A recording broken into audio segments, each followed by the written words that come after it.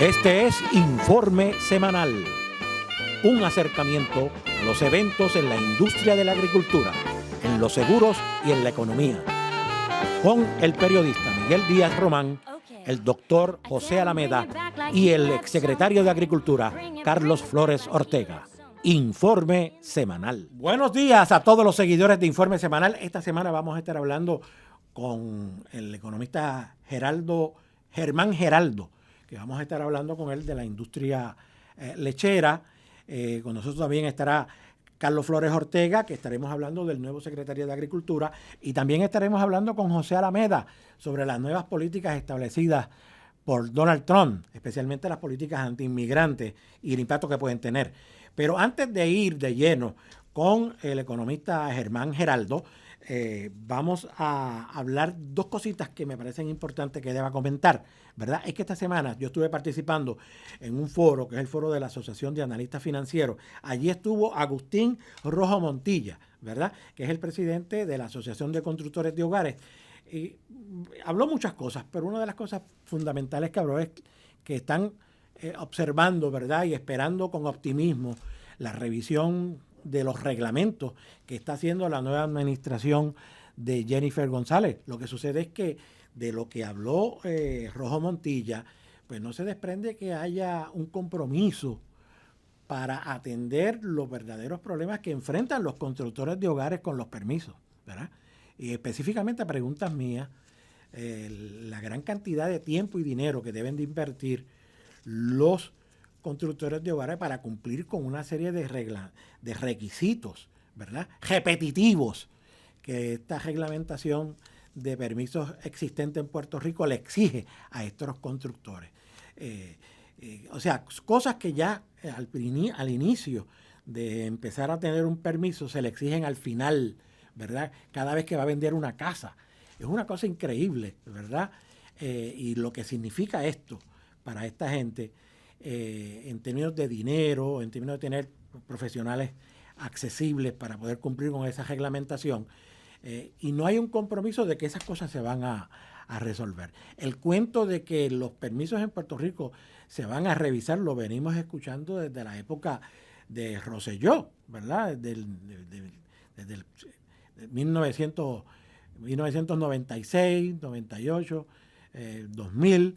En fin, es una cosa increíble que todavía, ¿verdad?, tanto tiempo después, se siga planteando las mismas aspiraciones de política pública y no se logre nada. Vamos a ver si finalmente esto se logra en esta administración. Bueno, el otro comentario que quiero hacer es que ha aflorado un informe de la Oficina del Contralor que revela que el Instituto de Estadísticas no ha recibido una aportación de 2 millones desde que se creó en el 2003, ¿verdad? Y que eso ha impedido que el Instituto de Estadística evolucione y ofrezca los servicios como se perfiló desde el principio. El Instituto de Estadística se supone que produzca estadísticas importantes para poder establecer políticas públicas sociales y económicas. Y es increíble que en medio de la quiebra del gobierno, el Instituto de Estadística no haya recibido esos chavos, ¿verdad? Yo me di a la tarea de conseguir una explicación con el actual director ejecutivo, Orville Disdier, y no ofreció ninguna. Del informe que la Oficina del Contralor planteó, Disdier no dice nada importante tampoco, ¿verdad? No dice, mira, aquí nosotros nos hemos movido a la legislatura para que nos llegue este dinero y no se ha logrado. No dice nada. Solamente pues que le dan las gracias a la Oficina del Contralor porque la Oficina del Contralor haya sacado este issue, ¿verdad?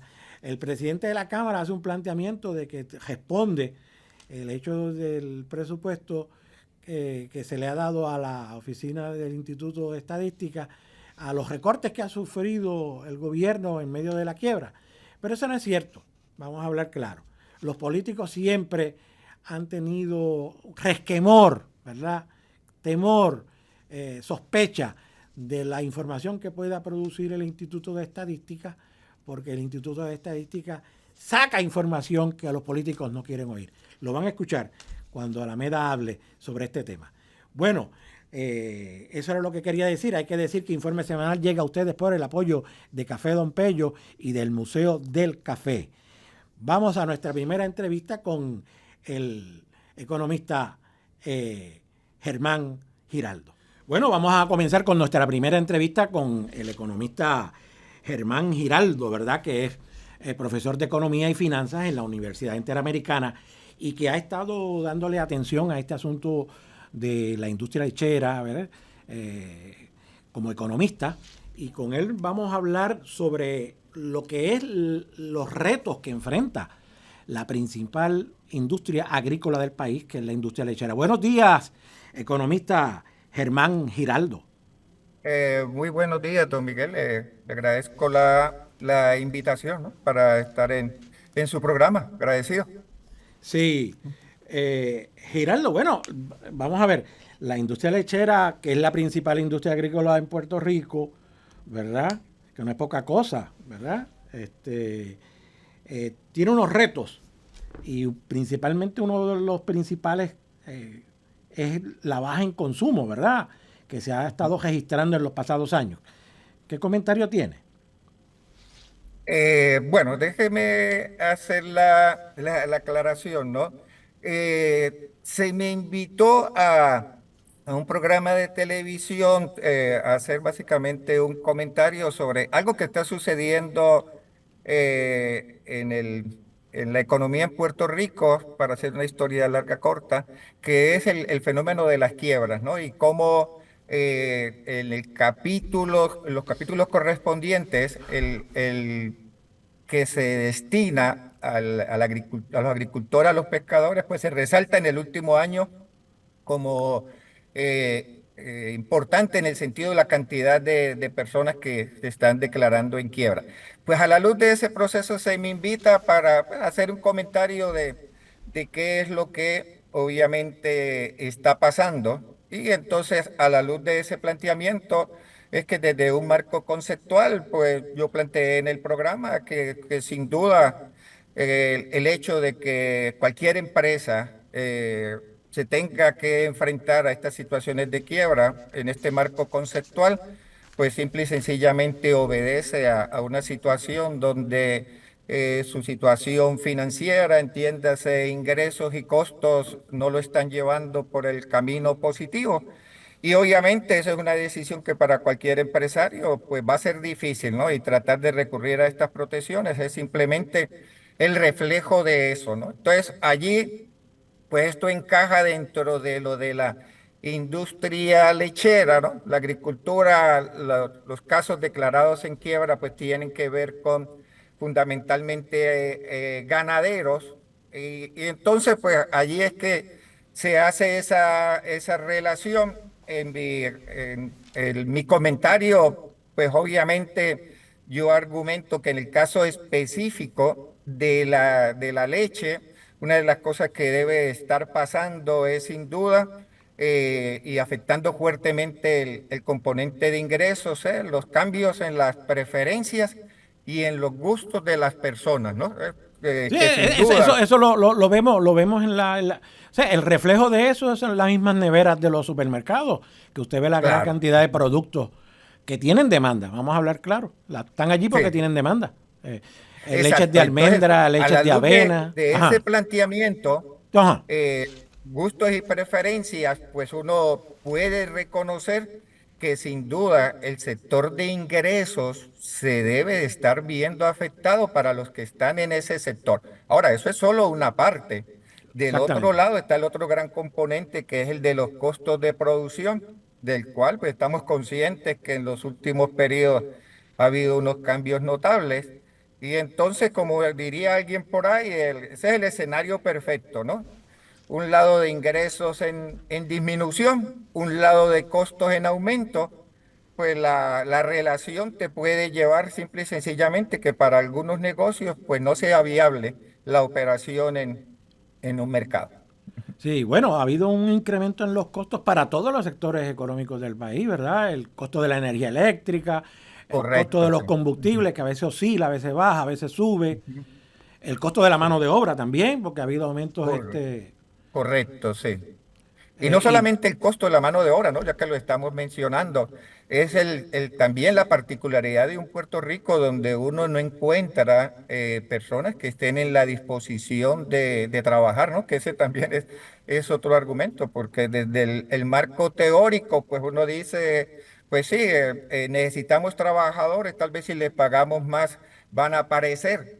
Pero lo cierto es que aún con niveles de salario más altos no necesariamente vamos a encontrar los trabajadores. Entonces, eso, pues son elementos a considerar. sí, sí, sí, son elementos a considerar. Y entonces, en el caso de la industria lechera, también la Oficina para la Reglamentación de la Industria Lechera ha establecido unos nuevos parámetros que, de acuerdo con las entrevistas que yo he tenido con los ganaderos, ¿verdad? Este, le ha incrementado los costos. Más allá del el incremento, ¿verdad? Por los asuntos económicos, por el asunto de la energía, el asunto de mano de obra, estos nuevos parámetros también han tenido un impacto en el costo de producción, pues los obliga a tener que contratar veterinarios, a tener más presencia de veterinarios en la finca, estar reemplazando ganado, en fin, y comprando medicamentos. ¿Qué comentario tiene sobre eso, Giraldo? Bueno, allí de hecho hay un planteamiento que yo creo que en el marco conceptual se debe de tener en cuenta, ¿no? Y es si realmente se justifica o no la intervención del Estado, del gobierno, en la protección de algún sector económico. Está haciendo un poquito de historia, ¿no? Relacionándolo con el marco conceptual, pues siempre ha sido discutible el si es necesario o no la presencia del gobierno en los mercados. Los libros de teoría están escritos, se habla de que realmente las consecuencias de la intervención del gobierno no necesariamente son las mejores, aparte de que es decir, o tomando en consideración que el gobierno interviene siempre en la defensa de un sector, ¿no? Pero necesariamente si el papel que desempeña el gobierno no es el más eficiente, pues ese buen deseo termina siendo algo contraproducente. Entonces eso es lo que está sucediendo en este caso, no, por lo menos es mi visión.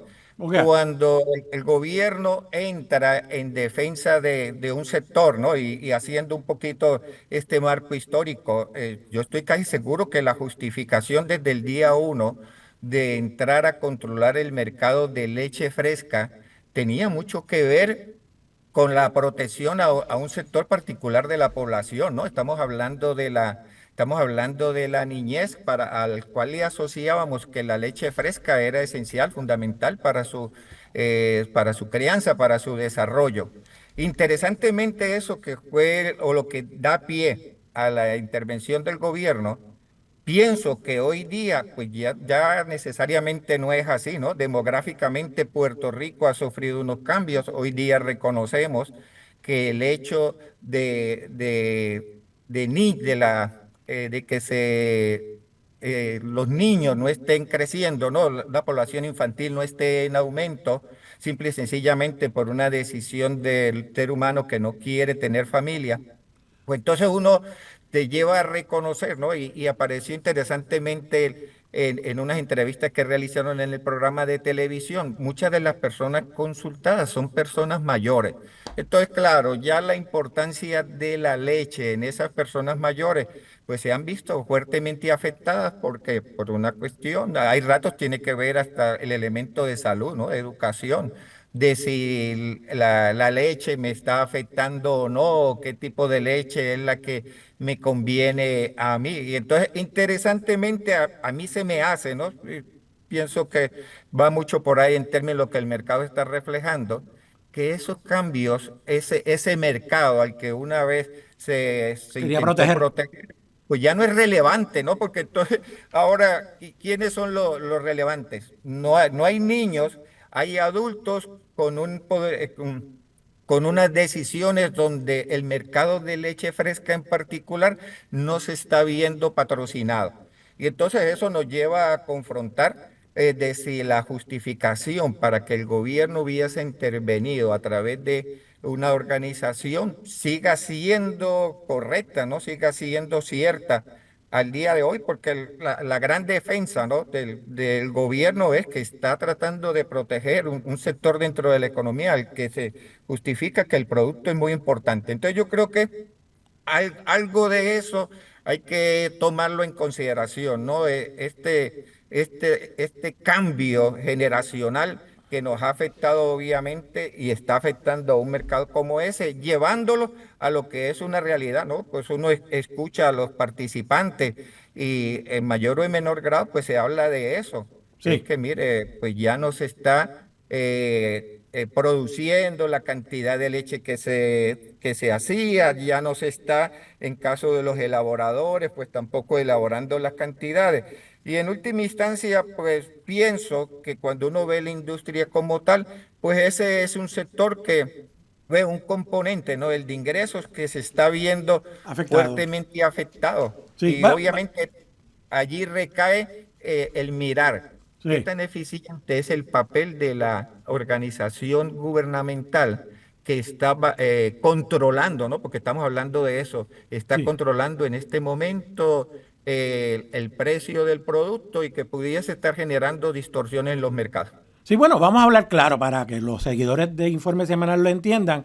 El economista Giraldo de lo que está hablando es de la desreglamentación de la industria lechera. Básicamente lo que está diciendo es, bueno, vamos a examinar la posible desreglamentación ante el hecho de que quizás los objetivos que se tuvieron al principio, ¿verdad?, del Ujú. establecimiento de la industria lechera, pues en este momento no están cumpliendo el objetivo, ¿verdad? De hecho, ese Eh, planteamiento, Giraldo, lo han hecho otros sectores que no tienen que ver exactamente con el consumo, ¿verdad? O sí están eh, relacionados con el consumo, que son los detallistas. Los detallistas eh, también han planteado que no se les atiende bien sus reclamos, que tienen unos altos costos eléctricos, ¿verdad?, en energía eléctrica para mantener las neveras y que los aumentos que se han aprobado no son suficientes, ¿verdad? Que es el mismo Sí, reclamo no, que han hecho las plantas procesadoras y que es el mismo reclamo que han hecho los ganaderos. De hecho, la Oficina para la Industria, para la Reglamentación de la Industria Lechera ha fallado en hacer el estudio económico exhaustivo que se debió haber hecho en el 2016, ¿verdad? En el 2020 se hizo una recapitulación en ese informe, pero básicamente los datos son antiguos, ¿verdad? exacto. Y eso atenta contra el ingreso, que es lo que usted está planteando Sí. específicamente.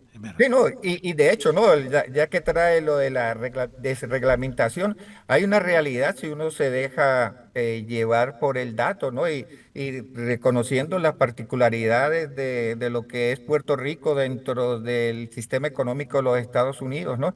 Si de alguna forma estuviésemos reconociendo la justificación de intervención del gobierno en términos de protección, si uno se dejase llevar por los datos, ¿no?, de que genera el mercado, sin duda, si uno mira el precio del producto en Estados Unidos, ¿no?, a través de información que está disponible en las redes, versus precio del producto en Puerto Rico. Sin duda, estamos hablando de que si hablamos de una protección, como que no hace mucho sentido, ¿no? El que tengamos un producto en Puerto Rico protegido con un valor mucho más alto del producto en los Estados Unidos, ¿no? Y eso hay que tomarlo en consideración, porque sin duda, como sistema económico, Puerto Rico tiene el beneficio de mirar hacia Estados Unidos, decir, si me conviene traerlo de allá, ¿por qué no hacerlo? ¿No? Y se facilita el proceso. Entonces yo creo que eso es un argumento a tomarlo en consideración, porque para dar simplemente una referencia, algo que aquí miraba hace un tiempito atrás, está a nivel de galón, ¿no? Por tomar una unidad de referencia, está, diga usted, sobre $6. El saber que en algunas regiones de Estados Unidos, en algunos estados, está alrededor de 4, pues entonces uno dice, entra uno a plantearse, ¿a quién está realmente protegiendo el gobierno, no? Aunque claro, voy a tratar de minimizarlo, simplemente dejándome llevar por el precio, porque si en verdad estuviese defendiendo al consumidor, y yo encuentro que se me hace factible obtener un producto de la misma calidad a un precio más bajo, el estarlo pagando, no todavía estoy conociendo las condiciones particulares de Puerto Rico más alto, pues me lleva a mí a elevar la pregunta de ¿a quién defiendo? Si Ok. la defensa era el consumidor, como que no tengo argumento, ¿no? Y entonces la otra opción sería esa. Pues, ¿por qué no pensamos en desreglamentar? Porque si le adjudicamos, ¿no?, de que la función, el papel que está desempeñando la agencia gubernamental no es el mejor, porque eso que se plantea, mire, ha pasado el tiempo, los estudios económicos no se han actualizado, no hay que convencer a la gente de que hemos sufrido un incremento en el costo de vida, para ellos un incremento en el costo de producción. Oiga, pues entonces alguien aquí, esa determinación o esos controles, sin duda le van a terminar afectando y eso es un marco conceptual, ¿no? Nadie reclama, a no ser que se vea que las condiciones pues ya no son las mismas que eran antes. Entonces, pues esa pienso yo, ¿no? En términos particulares de que podríamos caminar en ese sentido. No es extraño en un Puerto Rico donde en el área de alimentos dependemos extraordinariamente, ¿no? Que no es bueno. Claro que no es bueno, no estoy diciendo que lo debemos hacer, pero esa es siempre una opción, ¿no? La opción de, pues vamos a ir a un libre mercado. Habrán algunos que podrán funcionar de mejor manera, otros tal vez el mismo mercado se encarga de eliminarlos. Ahora, eso es una determinación de política pública, ¿no? Yo creo que los economistas o los profesionales del área nos pudiésemos sentar a decir, bueno, pues vamos a evaluar los datos y a reconocer esto no está funcionando, porque ¿qué es lo otro, no? Y se lo planteo ya que lo trae. Bueno, lo otro es, vamos a sentarnos en una mesa a mirar qué está pasando con el control. Ahora, siendo simplista, lo que va a resultar de allí es simple y sencillamente un precio más alto. Sí. Entonces, lo que va a resultar de allí es un precio más alto. De nuevo, elevo la pregunta. ¿A quién estamos defendiendo? ¿A quién estamos defendiendo? Miguel, Sí. Miguel, ¿me escucha? Va a entrar ahora Carlos Flores Ortega, que es el exsecretario de Agricultura. Ok. Carlos, aquí está el Sí, economista Germán Giraldo. sí, un economista muy respetado en Puerto Rico. Mi saludo, ¿verdad? Tenemos Igual. amigos en común, ¿verdad? Como Carlos Lasanta y otras personas que también nosotros hemos utilizado en el programa. Pero yo quería darle unos datos bien puntuales al economista de lo que es la industria lechera y por qué, aunque lo que él está mencionando tiene mucha razón, pero en la industria lechera no necesariamente aplica la misma norma como cuando uno trae, digamos, un pote de salsa de tomate que se produce y se envasa en Estados Unidos y tiene un precio y lo Se te traemos fue a la Puerto imagen, Rico Carlos, se te fue la imagen. y se sí, ahora, ¿se ve Ahora. ahora? Sí, ahora sí. Sí, ahora sí. Y ahora se ve. Mire, esta industria tiene unas particularidades y es primero que es un producto bien perecedero. Es un producto que usted no lo puede almacenar por mucho tiempo. En Estados Unidos se utiliza la misma raza de vacas que se utiliza aquí, la Holstein Friesian. En Estados Unidos, por las temperaturas, el clima, esa misma vaca con la misma cantidad de alimentos produce el doble de leche de lo que produce en Puerto Rico. Aquí tenemos unas condiciones tropicales que hace que estas vaquitas aquí produzcan unas 18 o 20 litros de leche, mientras que en Estados Unidos sobre 40. Y eso es algo que es genética y es por el clima. Nosotros estamos produciendo leche en unas condiciones atípicas, unas condiciones en contra de la genética de esos animales con el mismo alimento. El otro problema es que en Estados Unidos el alimento es mucho más barato que en Puerto Rico, porque tenemos que nosotros también importarlo. De ahí tenemos otro elemento de costo en Puerto Rico. Menos producción con el mismo alimento y un alimento más caro. Pero uno diría, pues vamos a traerlo de afuera porque allá está a $4 el galón y aquí está a 6. Falso.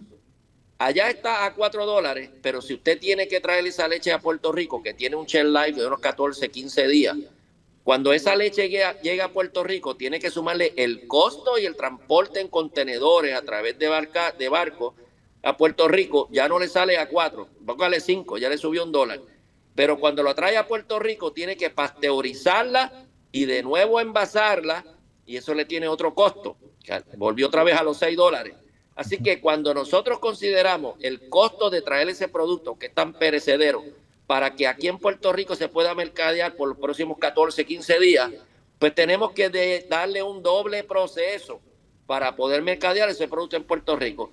Si nosotros no tuviéramos la producción de leche y tuviéramos que traerla de afuera, ¿usted cree que el importador la va a traer a $4? Mire, la va a traer a 9.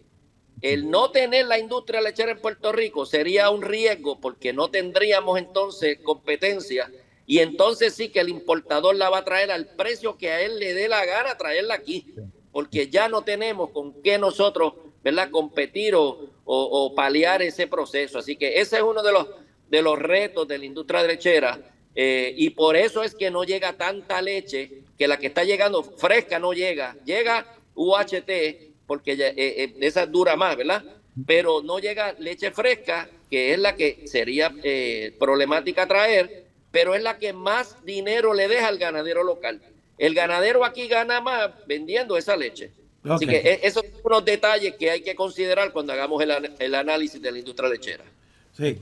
Oye, yo quería plantear, ¿verdad?, que el asunto de la desreglamentación, ¿verdad?, pues si sale de algún lugar tiene que salir fuera de los organismos del gobierno, porque en la legislatura estos temas no se discuten. O sea, nosotros tenemos una clase política que no le interesa para nada a la agricultura, no entienden este tema, lo han demostrado numerosas veces en las legislaturas pasadas.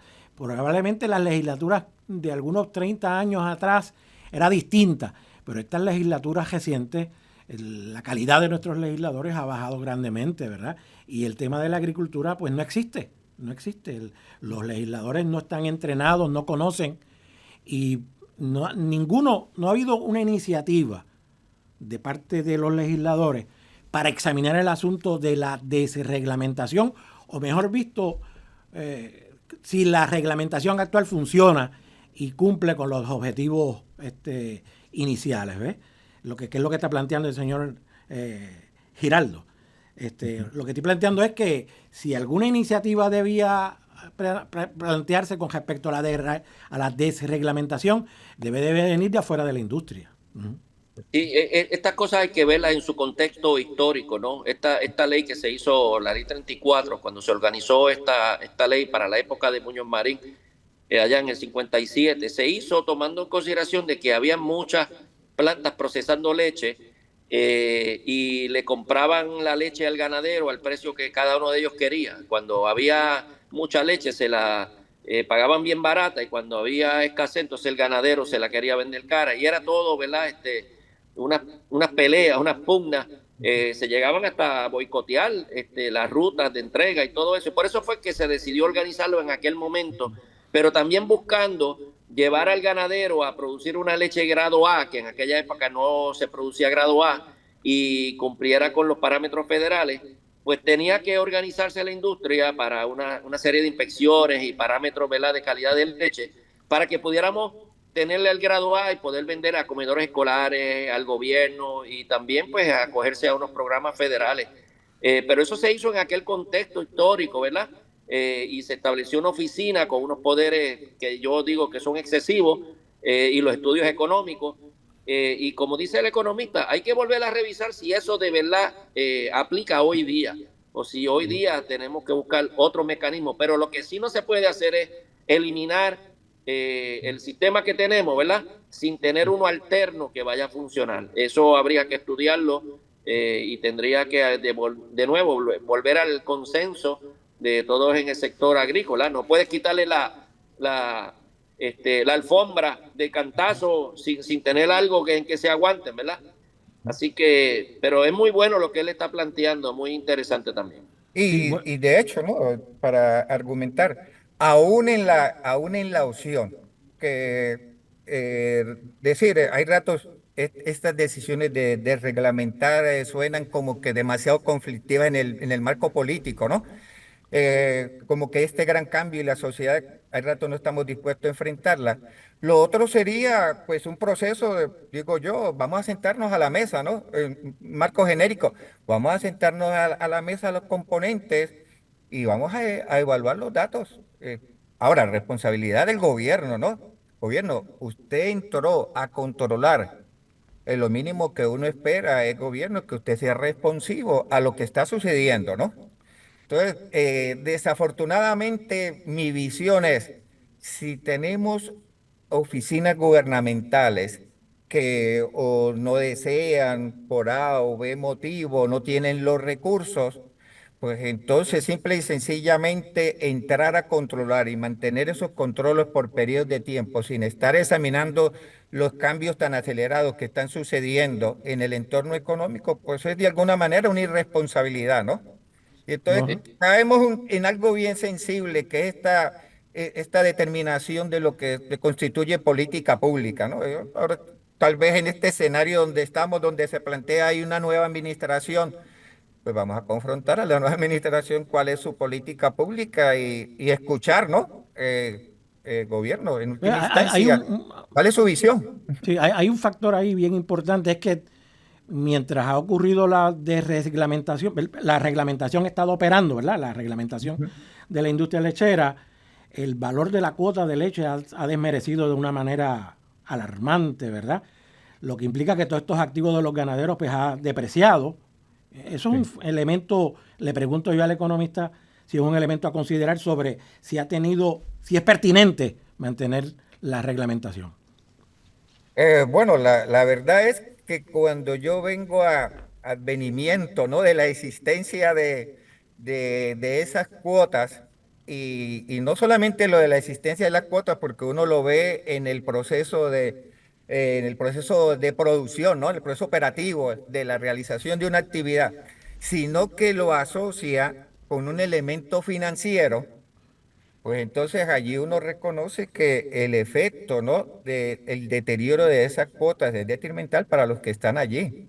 Recordé y recuerdo en algún momento de mi vida, hace mucho tiempo atrás, en un escenario en particular, donde en algún momento para uno tener acceso a, a un taxi como medio para ganarse la vida, Ajá. uno de los elementos valiosos era la licencia, ¿no? El comprar la licencia para hacerse parte de un negocio y poder funcionar el taxi, hasta llegar a extremos donde el valor de esa licencia iba por encima del valor de la unidad del carro. Ok. Y entonces, pues ese tipo de cosas que son formas de funcionamiento, pues cuando uno llega a advenimiento de información que le dice dentro de la industria lechera, en algún momento esas cuotas representaban en términos de dólares y centavos un valor, ¿no? Viéndolo como un activo Sí. y saber que en el transcurso del tiempo eso que estoy llamando activo ha perdido sin duda siendo repetitivo valor, pues uno pudiese justificar desde el punto de vista financiero los problemas que de momento operacional enfrentan algunos sectores, ¿no? Llámese ganaderos, porque es el hecho, como he entendido, ¿no? De que se usaba como una colateral para apalancar operaciones. Pues si usted tenía algo que valía 100 y ahora vale 1, pues va a tener dificultades para tratar de mantener su operación, ¿no? Sí. Y eso, si eso se ha generado, pues eso es realmente, yo le adjudicaría que puede ser consecuencia del control, ¿no? Porque entonces adjudica que los que tienen acceso a esa actividad de alguna forma se beneficiaban, ahora no lo pueden hacer entre comillas, ¿no? Ha perdido valor por alguna razón, porque como todo, no estoy hablando más desde el marco conceptual, porque no estoy allí dentro, pero posiblemente la gente que está más dentro me pudiese decir a mí, es que tú has perdido valor por A, B, C o D. Y entonces uno pues tratar de llegar a un entendimiento, ¿no? De que si eso ha sucedido, pues obviamente eso va en deterioro de nuevo del componente de ingresos, que es el que se toma en consideración para hacer una evaluación. Claro, claro. Bueno, y otro factor que también habla en contra de la reglamentación son los pleitos judiciales que han radicado en el Tribunal Federal, que precisamente lo que están juzgando, ¿verdad?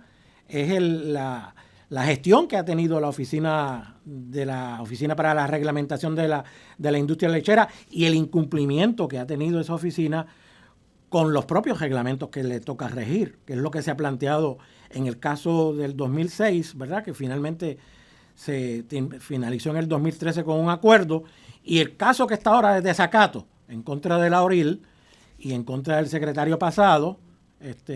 Lo que están planteando es un desacato a los acuerdos originales, ¿verdad? Y que básicamente lo que estaban era obligando a la Oficina de Reglamentación de la Industria Lechera a cumplir con su propio reglamento. Ese es el hecho verdaderamente aquí. De manera que esos pleitos también hablan en contra, ¿verdad?, de la utilidad de la reglamentación. ¿Qué le parece a usted, el economista?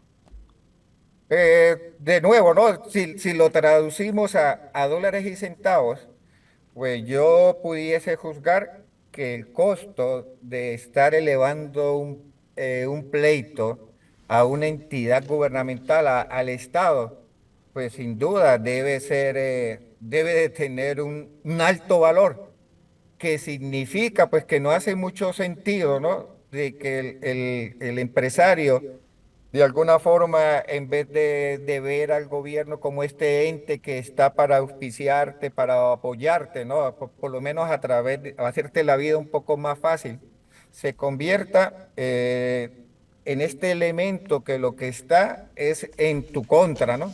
Y de alguna forma, para replicar el elemento financiero, pues sabemos en mayor y menor grado que estos pleitos cuestan dinero, que toman tiempo, y fácilmente a la luz de lo que le escucho, pues mire que si el 2013, que si el 2022, vamos 2025, ¿cuánto tiempo pudiese tomar el que una decisión se ponga en práctica y cómo de alguna forma movemos a esos entes gubernamentales a que hagan lo que se supone?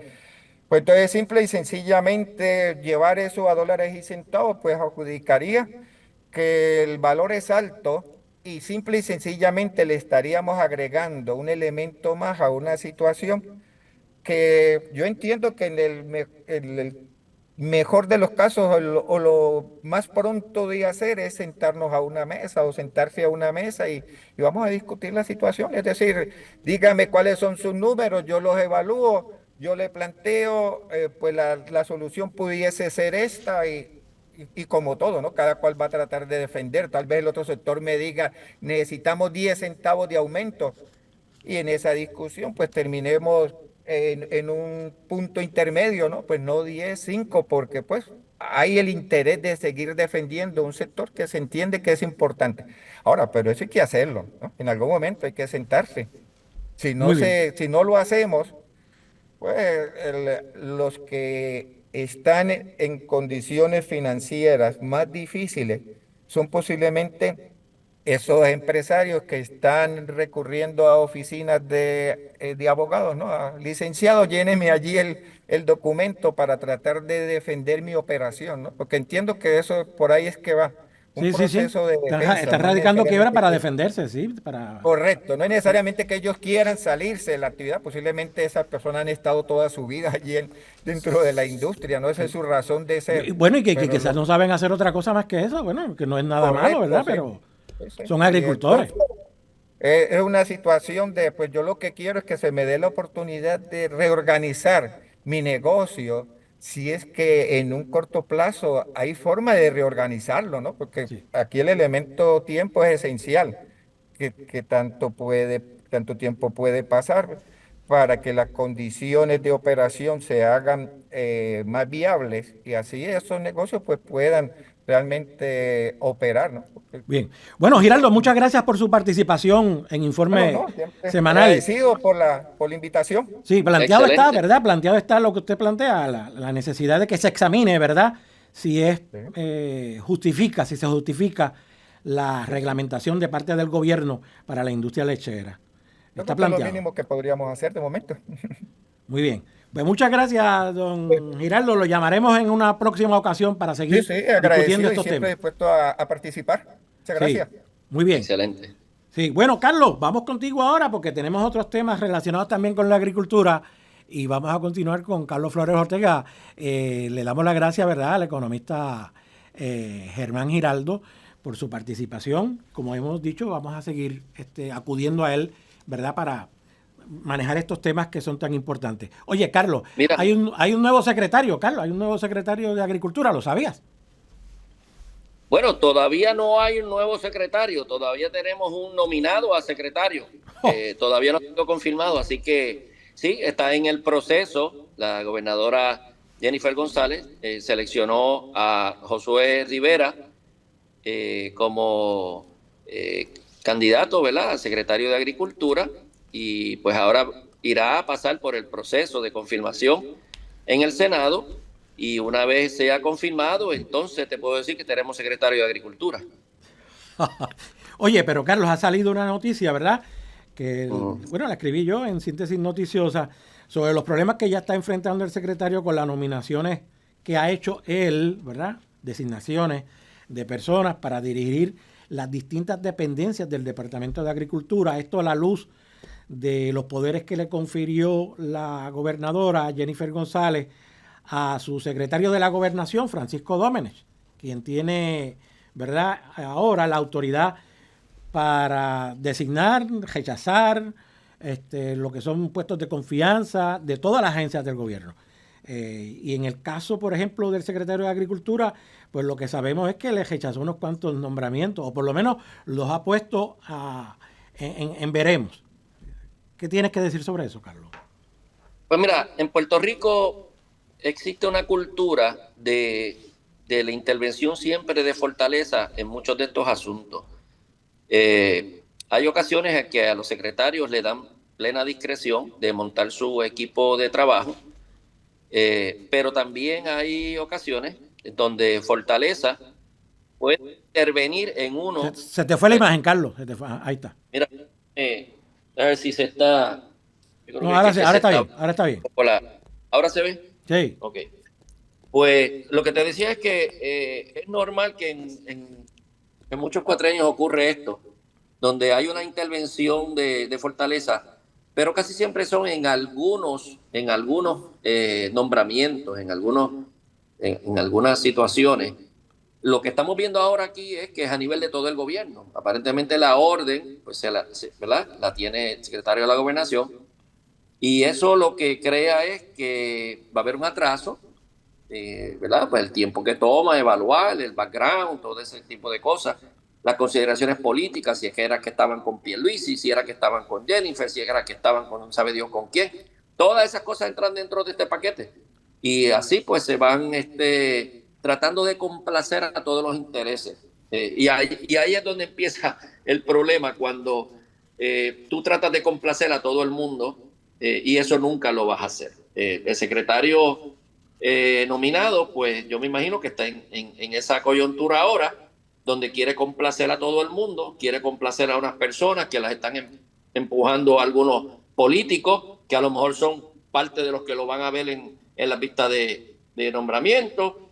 También tiene que complacer a algunos alcaldes poderosos que quieren también allí acomodar a algunas personas, y así sucesivamente, ¿verdad? Distintos gremios que tratan también de empujar a sus personas. ¿Quién cree que esto no está ocurriendo en Puerto Rico? ¿Hay alguien que diga, no, eso en Puerto Rico no ocurre? Sabemos que esa es la dinámica. Yo la viví y la han vivido todos los secretarios, porque para cada puesto ya hay gente que tiene el nombre y apellido. Okay. Los secretarios tienen que pensar que si hacen eso y si empiezan a complacer a todo el mundo, a poner personas dentro de su equipo de trabajo, recomendados por otras personas, las lealtades ya son compartidas. Ya el secretario tiene que saber, esta persona no depende de mí, o la lealtad se la va a deber a quien lo empujó a que yo lo nombrara. Así que esa persona debe de estar descartada. Los secretarios tienen que montar sus equipos de trabajo con personas de su entera confianza, para que no tengan problemas en la ejecución de sus planes durante el cuatrenio que se avecina. Porque va a ser bien dificultuoso el poder sincronizar equipos de trabajo cuando hay lealtades a distintas personas, distintos intereses. Así que eso está ocurriendo en agricultura, ya lo hemos visto, y está ocurriendo en otras agencias.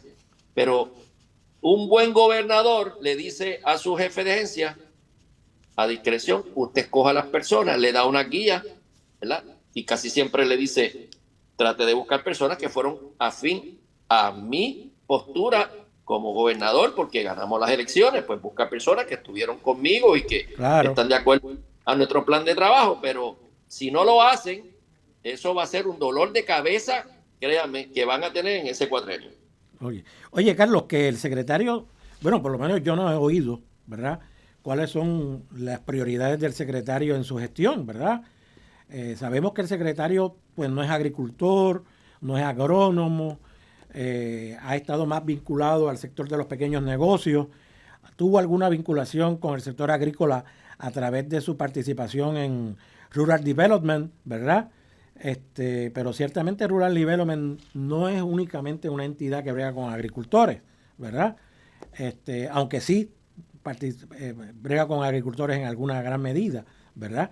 Pero eso no lo convierte a él en una figura conocedora de los problemas que tiene la agricultura. Yo sí lo he oído, Carlos, hablar de la necesidad de que que los agricultores entiendan que son comerciantes, de la utilidad de las destrezas de ser un comerciante hábil, ¿verdad? El hecho de que tenga acceso a financiamiento, ¿verdad? Pero eso son cosas importantes que sí que lo son, ¿verdad? Pero ciertamente la agricultura en Puerto Rico tiene otros problemas. ¿Qué te parece? Pues tienes razón. Los secretarios tienen que tener competencias en varias áreas. Y todo el mundo, ¿verdad? Quiere tener a un secretario de Agricultura, a una persona que sepa de agricultura, porque va a administrar una agencia de agricultura. Cuando uno escucha personas que dicen que sabe o estuvo relacionado a la agricultura porque cuando pequeño vivía en una casa que había matas de plátano sembrado y él iba y cosechaba algunos racimos de plátano.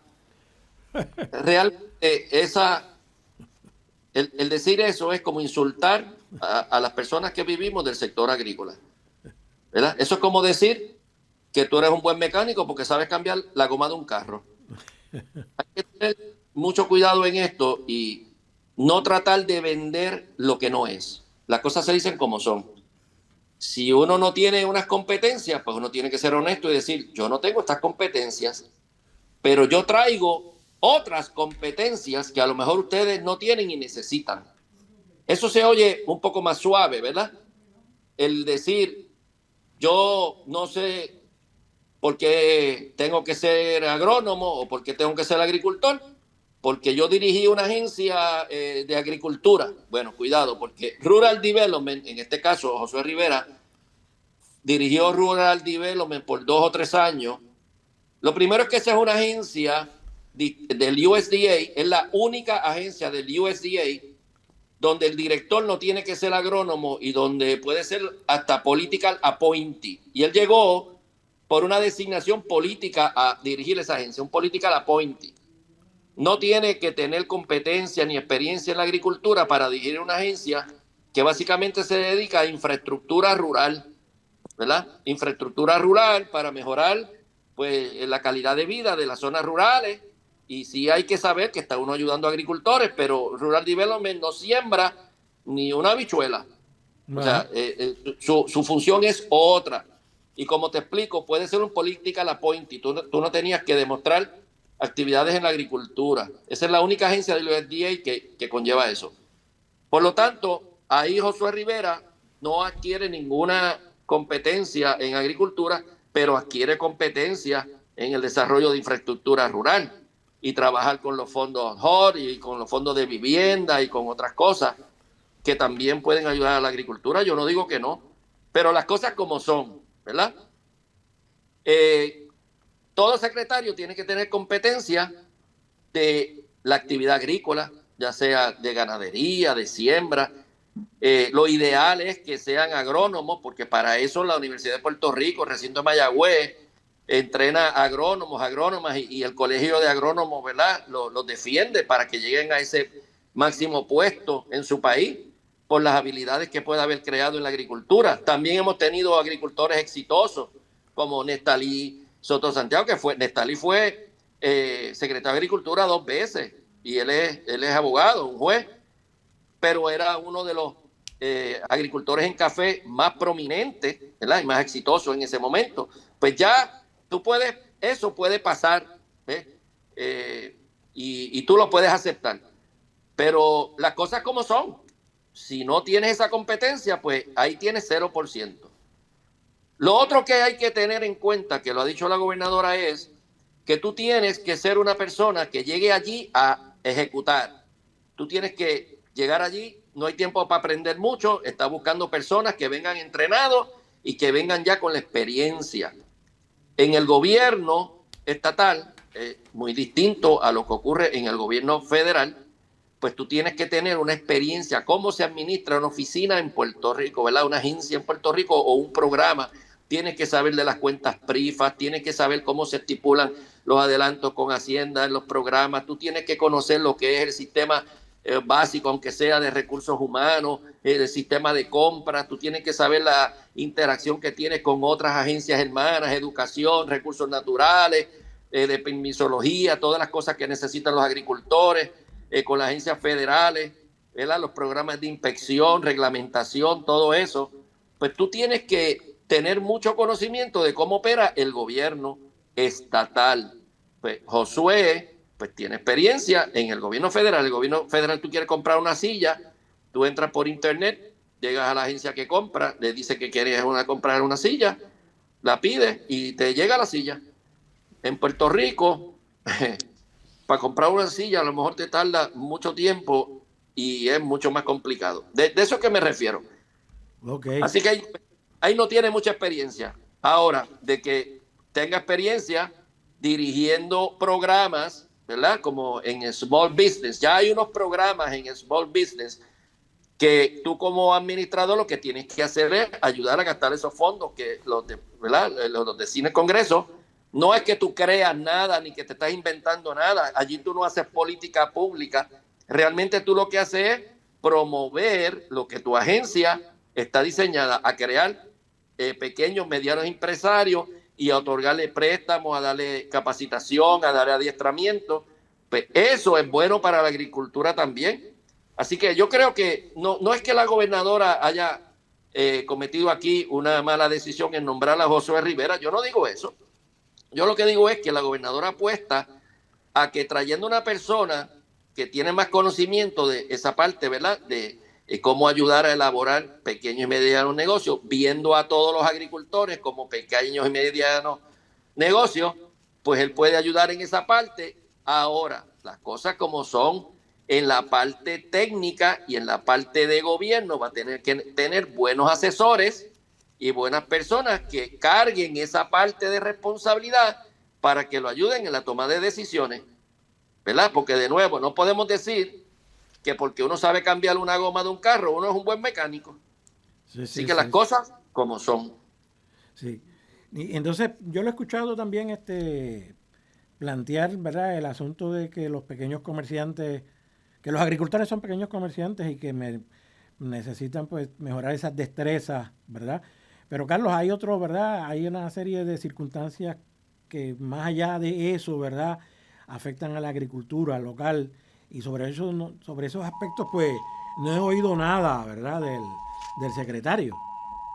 ¿Qué te parece? Me salió, ok, ahora, había una alarma por ahí. Sí, sí. Pues ese es el gran reto, cómo poder ir ganar todo esto, ¿verdad? Teniendo una competencia, digamos, fuerte y otras más débiles, cómo cuando se siente en estas reuniones con grupos de agricultores y le digan, mire, es que yo no quiero ser un comerciante, yo lo que quiero es ser un productor. Y yo lo que quiero es que a través de los programas de gobierno o me compren o me ayuden. O sea, no todo el mundo aquí va a tener la etiqueta de un pequeño negocio. ¿Ves?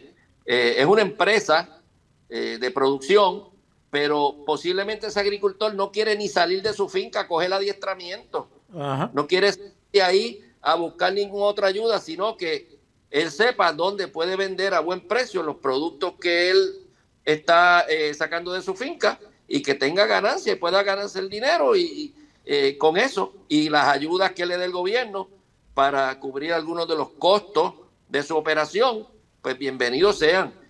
Acuérdate que para hacer esto se necesita mucha gente para adiestramiento, para orientar. Nosotros tenemos un problema que yo le adelanto, ¿verdad? El secretario, si no lo sabe, el Departamento de Agricultura casi no tiene agrónomo hoy para visitar a todos los agricultores de Puerto Rico. El departamento en una época tenía por lo menos un agrónomo por cada municipio. Hoy día tenemos un agrónomo para 3 municipios.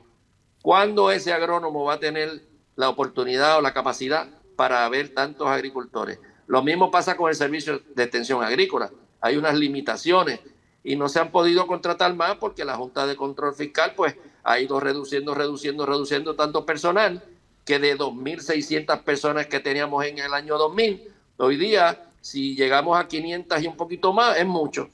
O sea, y con ese grupo es que tú estás tratando de ahora reconvertir un sistema, ¿ves? Así que hay muchas cosas que se tienen que hacer electrónica, digital, ya no hay esa interfase face to face porque no tienen la capacidad de tenerla de momento, pero también tiene que más del 70% de los agricultores no son muy diestros en todas estas destrezas, en computadoras y internet y ese tipo de cosas, según el censo. Así que son unos grandes retos de que queremos hacer unas cosas, ¿verdad?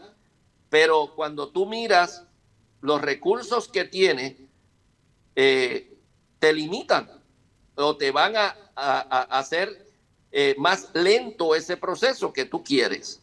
Estas cosas a veces en 4 años no da el tiempo. Ahí se han hecho, por ejemplo, la administración pasada anunció unas plataformas electrónicas y que iban a tener hasta la producción real time y yo no sé qué más. Terminó no usándose porque los agricultores no están participando en ese sistema porque la mayoría de ellos no lo conocen y son complicados y no están participando. Así que volvemos otra vez a botar chavo y base cero.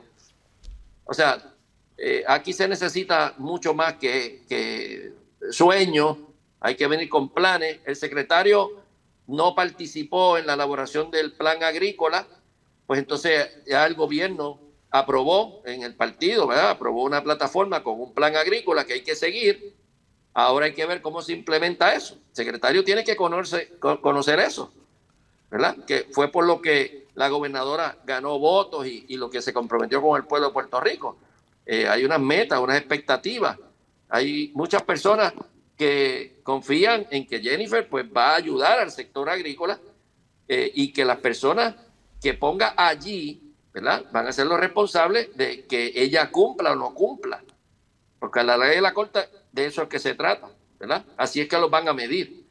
Así que la persona que se seleccionaron tiene que ser muy hábil en seleccionar personas a su lado que lo orienten antes de cometer errores o cosas que ya se hicieron en el pasado o cosas que no funcionaron y traiga cosas nuevas a la luz de las necesidades actuales y de futuro que necesita Puerto Rico. Sí. Bueno, Carlos, y que el pasado secretario, ¿verdad? Para finalizar esta sección, que el pasado secretario se atribuyó un incremento en la producción agrícola, que vamos a hablar, claro, ese es el objetivo, ¿verdad?, que debe tener todos los gobiernos, que haya más producción agrícola, que haya más productos agrícolas disponibles para consumo, ¿verdad? Pero nosotros sabemos que eso que se atribuye el pasado secretario, pues no es tan cierto como él lo plantea, ¿verdad? Sobre todo porque el principal sector agrícola, que es el de la leche, pues ha tenido una merma significativa. ¿Cómo se puede atribuir ese secretario pasado que ha habido un incremento en la producción cuando el principal sector agrícola ha sufrido una baja? Mira, aquí hay 2 personas que se han estado atribuyendo aumentos de que llegaron al billón de dólares, ¿verdad? Mil millones de ingresos brutos agrícolas. Uno es Alejandro García Padilla, que se cree ese embuste de que llegaron en esa época a lograr eso. Y las estadísticas reflejan que eso nunca ocurrió, sin embargo, él lo sigue repitiendo. Y el segundo es Ramón González, que se inventó una oficina de estadística en su oficina de secretario, aparte de la oficina de estadística, porque ni siquiera en su oficina de estadísticas agrícolas saben de dónde se sacó esos números, de ese crecimiento, y trató de hacer una correlación de que el Censo Agrícola Federal decía que había aumentado, ¿verdad? Había crecido la agricultura en un 48%. A Ramón González se le olvidó que el Censo Agrícola Federal comenzó a tomar datos en el 2018. De hecho, el censo se iba a hacer en el 17 y tuvimos los dos huracanes, Irma y María, en el 17, ¿verdad? Sin embargo, el censo comenzó a tomar datos en el 2018, 2019, 2020, ¿verdad? Para entonces analizarlo en el 2021 y se publica en el 2022. Ese crecimiento desde el 18, 19 y 20, ¿a qué administración le corresponde? Pues a la administración mía, porque yo era el que estaba allí. Que se publicó el informe en la administración de Ramón González, pues no podía decir que él había elevado con sus gestiones y su gran magia el 48%, porque eso fue realmente lo que nosotros volvimos a recuperar después de los huracanes Irma y María, porque prácticamente perdimos gran parte de nuestra producción agrícola. Eso cayó al piso, todo el mundo se recordará, ¿verdad?, los daños desastrosos que tuvimos. Así que ni siquiera con eso la pegó, y realmente el sector agrícola lo que ha tenido más bien es una reducción en su ingreso bruto agrícola, porque los sectores que más aportan eran los pecuarios, y si el primer sector, que es la leche, tuvo una reducción más o menos como de un 20%, con más de 45 vaquerías cerradas, y de las dos plantas, una cerrada, imagínate tú dónde están los 1.000 millones esos que están hablando. Sí. Yo quisiera saber cuáles son los renglones que aumentaron con toda la inflación, y con todo le puedes poner el cambio en valor de los productos, porque también hubo un aumento en el costo, ¿verdad?, de los productos a nivel de finca, pero no compensa eso de decir que subió más de 300 millones por obra de arte y magia. Eso no ocurre, no se lo cree nadie, porque los números están ahí para comprobarlo. Sí.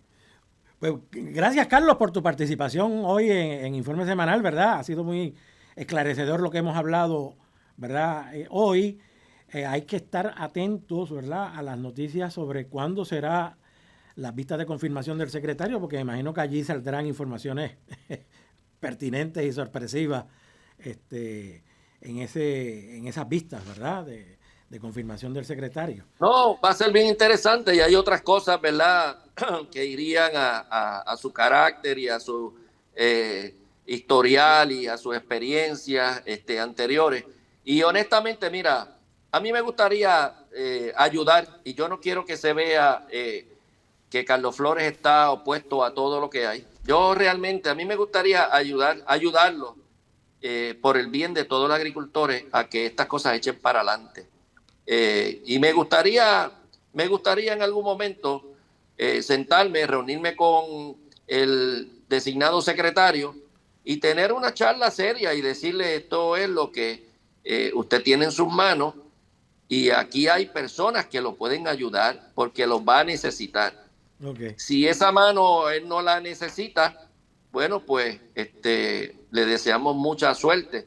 Pero aquí en el programa me gustaría que él participara también, y que podamos hacer, ¿verdad?, una apertura honesta de cuando las cosas van bien, pues que se informen; cuando no van bien, pues que se informen también. Eso la gente lo respeta, ¿verdad? Sí. Uno tiene aciertos y desaciertos en la administración pública, y esto no es fácil, y no se puede hacer esto solo. Sí. Así que le deseamos la mejor de la suerte y vamos a ver qué pasa. Pues gracias, Carlos. Sí, bueno, vamos a invitarlo. Yo lo invité ya, pero voy a tratar de acercarme, ¿verdad?, y ver si él puede venir y participar con nosotros aquí en el programa. Pues muchas gracias, Carlos, por tu participación esta semana en Informe Semanal. Siempre a la orden. Bien. Bueno, ahí lo vieron, Carlos Flores Ortega. Y ahora vamos a hablar con el economista José Alameda. Bueno, vamos a continuar ahora con Informe Semanal y vamos a entrevistar al economista José Alameda. Buenos días, Alameda, ¿cómo te encuentras? Sí, buenos días a ti y a todos los que nos están escuchando por el Bejuco, al otro lado. Ok, oye, Alameda, el presidente Trump ha llegado, ¿verdad?, a la Casa Blanca y ha comenzado a trastornar el gobierno, ¿verdad? Y una de las primeras políticas que ha anunciado es el asunto de cómo va a tratar a los inmigrantes, especialmente los inmigrantes que llegan por la zona sur de los Estados Unidos, específicamente de México, ¿verdad? Y de todo Centroamérica y Suramérica. Esto ha creado una gran ansiedad allá en Estados Unidos y aquí en Puerto Rico también, en los sectores inmigrantes, especialmente la comunidad dominicana. ¿Qué te parece todo esto, Alameda? Terrible en el sentido de que él está funcionando como si fuera un emperador, como si fuera un rey. Él está haciendo orden ejecutiva, firma orden ejecutiva, firma la otra, firma aquella, y todas esas órdenes ejecutivas, muchas de ellas confligen con la Constitución, confligen con los reglamentos, confligen con leyes y muchas veces hasta derogado leyes. Todo eso obviamente se va a impugnar. De hecho, recientemente sabemos que un juez federal, creo que federal o de Washington State, le dijo que la propuesta de eliminar la ciudadanía americana por nacimiento, sí, que era indecentemente inconstitucional, sí, que sí, nunca había visto nada igual en todos los años que tenía como juez. Alguien que se opusiera tajantemente así, deliberadamente a la Constitución. Y ese es el problema fundamental, ¿verdad? Que yo le he estado diciendo a mucha gente, se lo decía. Donald Trump está mirando las cosas como si fuera un emperador, como si fuera un rey. El planteamiento él no es democrático. Él lo que quiere es funcionarios serviles, funcionarios que respondan a sus directrices. sí. De hecho, en la administración anterior de Trump, él tuvo muchos problemas porque recuerdo que en el Departamento de Justicia se quiso que se investigara. El Departamento de Justicia creo que estaba investigando una intervención de Rusia y él se opuso y tuvo problemas con los fiscales y con ciertas personas en el Departamento de Justicia. Finalmente salieron ellos de esa administración, renunciaron, porque veían que era una intervención indebida del proceso de ellos. O sea, no puedes hacer lo que hace Donald Trump. Y lo otro que se ve parte es la forma arrogante que él dice a Panamá: deben para acá el canal de Panamá y no me pregunten por qué. Ajá. O sea, la forma imperial, o sea, volvimos al imperio de Roma. Sí, sí, sí. Emperador. Sí, sí, sí. En la conferencia de Davos dice: fabríquenlo en Estados Unidos o si no, se abstienen a tener más aranceles. Eso es una amenaza a unos países democráticos y a unas empresas que deciden seleccionar su selección donde van a ellos operar, ¿verdad? De acuerdo con los criterios económicos de operación empresarial.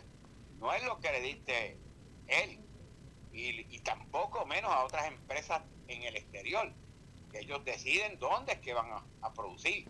O sea, este señor va a tener 4 años, vamos a tener 4 años de amarga de amargas venturas, como decía mi abuelo, unas amargas venturas que vamos a tener mientras este señor esté presente.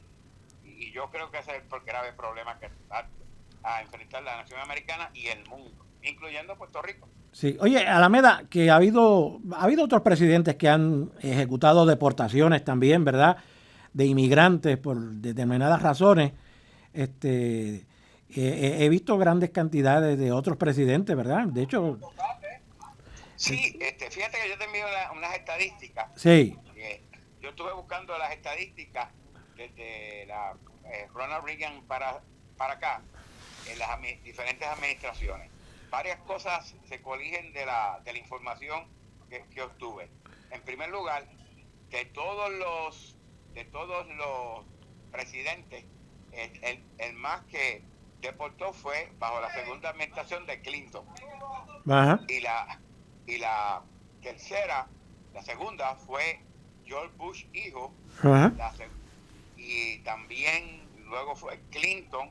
O sea que los presidentes que más deportaron, casi la mitad, desde Ronald Reagan hacia acá, las deportaciones sumaron 45.5 millones. Pues casi la mitad, 49%, fueron bajo la administración de Clinton y de George Bush hijo. Dicho sea de paso, el menos que deportó en la administración fue Donald Trump. Sí, sí.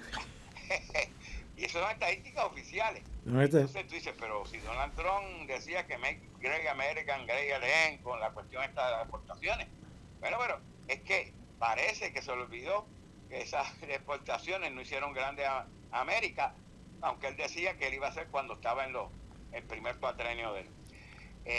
Y lo otro, si lo comparas entonces y rompes entre demócratas y republicanos, te darás cuenta de que las ambas administraciones por año, las deportaciones tienen como promedio de 1 millón, y un poquito más de 1 millón por año. ¿Verdad? Que cuando lo hacemos a cuatrenios son como 4 a 5 millones de deportaciones por año. De hecho, todos los presidentes han deportado. Claro, sí. Que los demócratas han deportado más, ¿Perdona? Que los demócratas han deportado más. Sí, bueno, un poquito más. Un poquito más. En promedio. Pero la diferencia no es tan significativa. Ok. ¿No? Pero la deportación promedio por los demócratas ha sido mayor. Sí. Pero lo cierto es que esto no ha cambiado ni a Estados Unidos, ni más o menos las deportaciones y ese tipo de cosas. Oye, Alameda. No ha nada. Sí, oye, Alameda, que en ese ámbito de las deportaciones, ¿verdad? Y toda esta guerra contra los inmigrantes, ¿qué trastorno puede tener esa política, por ejemplo, en la agricultura local, que importa unos trabajadores con unas visas especiales, que es la 0H2, creo que no me acuerdo el número exacto ahora? Esas visas especiales permiten que vengan personas de Centroamérica y Sudamérica a trabajar por un periodo, ¿verdad? Y luego regresan. Incluso se está hablando de la necesidad que la industria de la construcción necesita también importar trabajadores, ¿verdad? Que estas políticas de Donald Trump, que pueden causar con esta necesidad que tiene la economía nuestra de trabajadores inmigrantes. Bueno, en Estados Unidos, fíjate que hay un informe de un grupo que se llama Immigration Council, American Immigration Council, donde dice que los sectores que más se afectarían sería la agricultura, ¿verdad? Construcción y ciertos sectores de servicios, de mano de obra intensiva, porque los norteamericanos típicamente no están enfrascados en entrar a la agricultura. Fíjate también que en Puerto Rico, oí los otros días, que en Puerto Rico recoger el poco café que tenemos, necesitamos como 7,000 manos de obra, no la había, y solamente se consiguieron 2,000, y muchos de ellos, ¿aló? Sí, te estoy yendo. Okay. Y muchos de ellos han venido a través de los mexicanos. Hey. Pero hay un problema ahí que estaba viendo, de que los agricultores, los patronos tienen que pagarle la visa, la localización, creo que tienen que pagarle alimentos, y finalmente sale mucho más caro ese tipo de condición que de otra manera.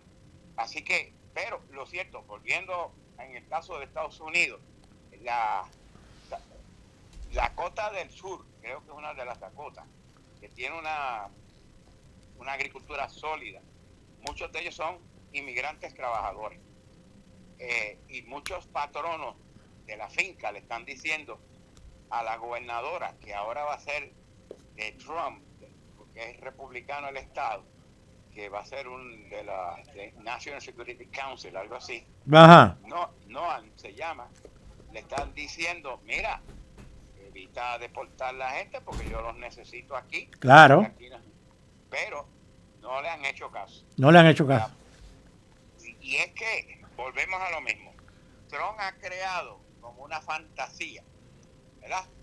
De que él va a resolver las cosas a lo Pepe Baqueta. Ajá. ¿Ves? Yo soy el dueño del mundo y ustedes tienen que devolverme el canal. Yo voy a comprar Groenlandia, el Canadá, que se haga Estado 51 si quiere. Eso es una forma, por Dios. Sí, sí, sí. ¿Cómo tú vas a lidiar con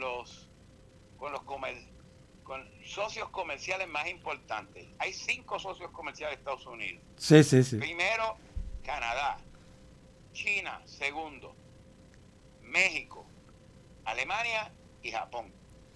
Hasta ahora Alemania y Japón no ha dicho mucho, pero los 3 que son los más grandes, que es Canadá, China y México, tiene una embatida contra estas naciones, que es una cosa increíble.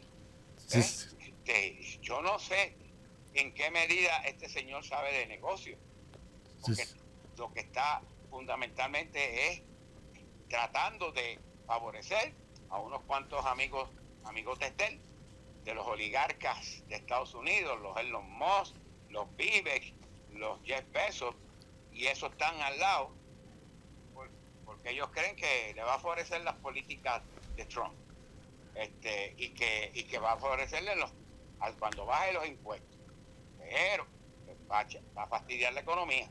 Sí. Definitivamente. Oye, también tiene una política de tarifas agresivas, ¿verdad? Él dice que va a aumentar los impuestos, especialmente a México, ¿verdad? Tratando de conseguir que haya políticas de control de inmigración. Lo ha amenazado a Canadá.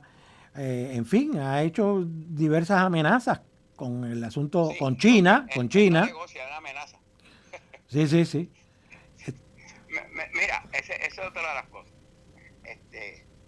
En el discurso inaugural de Donald Trump, él dijo que China le había pagado millones de dólares a los Estados Unidos. Y eso es falso. Los chinos, recuérdate que el arbitrio significa, lo paga el importador, que es residente en Estados Unidos. Porque Estados Unidos no le puede poner el impuesto a los chinos, y China puede poner el impuesto a los americanos. Ajá. Tiene la jurisdicción soberana para hacerlo, ¿verdad? Puerto Rico no puede legislar para ponerle impuesto a los dominicanos. Ajá. Ni porque no hay soberanía nuestra sobre los dominicanos. Exacto. Pero, que quiero que entiendas eso bien a la gente. Los que pagan los arbitrios son los importadores residentes en Estados Unidos, que cuando yo traigo electrodoméstico, un radio, una tostadora, una computadora, traigo de China, yo importador pago el arbitrio, y cuando coloco esa tostadora a venderla, o lo que sea, yo se lo cobro a los consumidores. Ajá. O trato de trasladar de acuerdo, claro está, con el nivel de competencia que haya. Trataré de trasladar el 100% o una proporción de ella. Ajá. Así que nosotros estamos frente a un energúmeno, realmente, que no entiende. El arbitrio o las tarifas, o lo que se llama aranceles realmente, lleva a los Estados Unidos también a la posibilidad de que los países reaccionen, lo que se llama retaliation. Ya China le dijo, tú me vas a poner impuestos, pues yo soy el mayor productor de tierras raras, que provee minerales a tu industria, y no te la voy a vender. Ajá. Se acabó. ¿Ves? O sea, entonces, lejos de mejorar las relaciones, lo que hace es empeorarlas. Sí, sí, sí, sí. Yo la verdad que no entiendo la lógica económica de este caballero. Sí. Oye, Alameda, él también se ha pronunciado en contra del impuesto global de 15% que estuvo promoviendo la administración Biden. y también sacó a Estados Unidos de los acuerdos del cambio climático. De cambio climático, sí. Lo cual obviamente tiene un impacto nefasto. ¿Por qué? Porque es lo que está tratando de defender sus corporaciones y los grandes intereses de los oligarcas allí. Y eso es lo que precisamente está tratando una y otra vez. Sí. Oye, ¿qué impacto entiendes tú que podría tener el asunto del impuesto global? Porque tengo entendido que los países estarían autorizados. Si hay un país que no quiere imponer el impuesto global, países extranjeros podrían hacerlo por las operaciones que existen en Puerto Rico de fábricas que operen en esos países.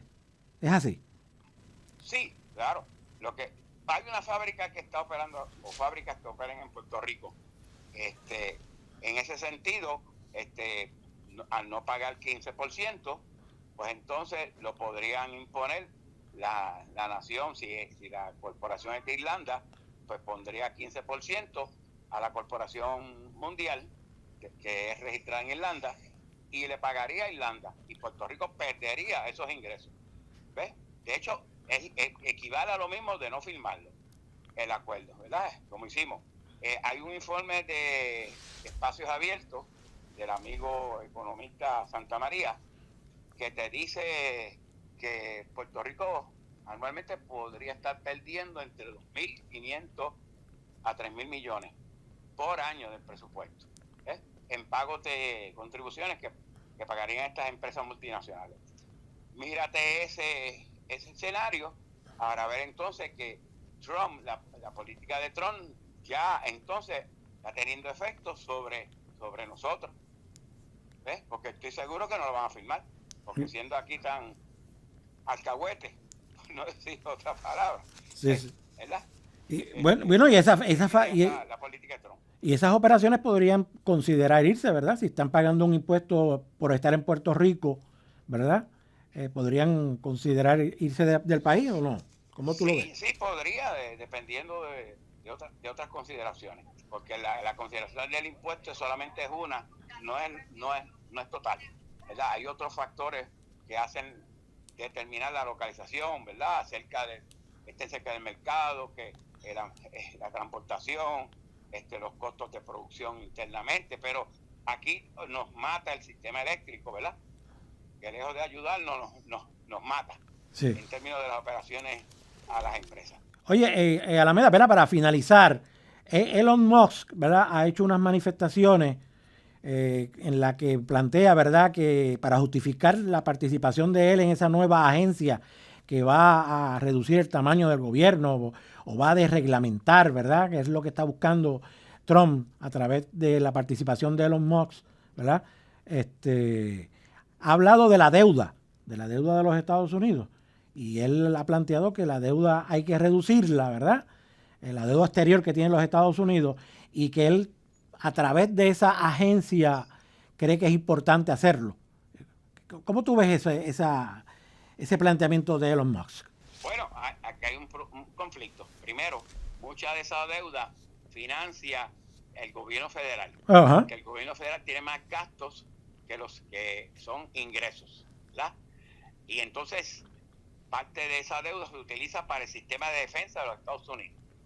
Yo recuerdo cuando yo estudiaba economía en la escuela graduada allá en Rutgers, que el maestro de macro me decía: Estados Unidos tiene un presupuesto como si fuera una nación en guerra todo el tiempo.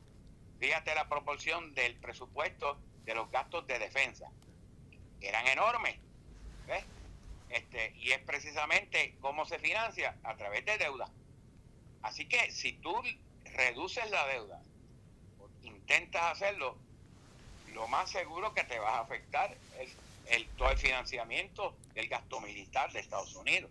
Porque no es solo el gasto militar de hacer aviones, la nueva tecnología, investigación y desarrollo, sino las incursiones que hace Estados Unidos fuera en otros países de ese territorio. Sí, sí. ¿Ves? Así que es que yo creo que están hablando sin hacer un análisis, ¿ves? Y yo creo que disparan de la baqueta, porque una de las cosas que estoy viendo en estos republicanos de modo puño, ¿verdad? Ajá. Que son magalistas, es que son anticiencia. Ajá. Y anticiencia significa antimétodo científico para evaluar las propuestas. Sí, sí. Que dice lo que le da la gana. ¿Ves? Sí, sí, sí. Pues, entonces, al decir que cualquier estupidez, imbecilidad, ¿verdad? Pues la toman como si era el portandarte de la verdad. Sí, sí, sí. Pues, lamentablemente, ese es el problema Sí. real. Oye, Alameda, para finalizar, ¿verdad? En la participación tuya, tengo una pregunta. Ha aflorado esta semana un informe de la Oficina del Contralor en la que se plantea de manera sorpresiva que el Instituto de Estadística no ha recibido una asignación que está en la ley, ¿verdad? De casi $2 millones desde que comenzó ese instituto en el 2003. Es decir, que casi 21 años después, todavía no ha recibido ese dinero. ¿Qué te parece esa situación? El informe, no te oí lo último. O sea, que el informe del Contralor plantea que el Instituto de Estadísticas no ha recibido, desde que se creó en el 2003, una asignación de 2 millones, que está en la ley, ¿verdad? Y que es necesaria para las operaciones del Instituto de Estadística. Y para operar, el Instituto de Estadística lo que hace es gastando de sus chavos operacionales para proyectos especiales, ¿verdad? Y no ha tenido ese dinero.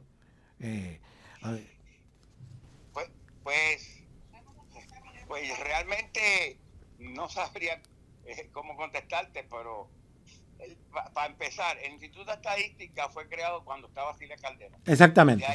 De ahí en adelante, lo que ha habido un ataque. Yo recuerdo a mi amigo, el doctor Mario Marazzi, que me decía siempre, desde que cambió la administración de Sila, todo el mundo le ha caído encima al Instituto de Estadística.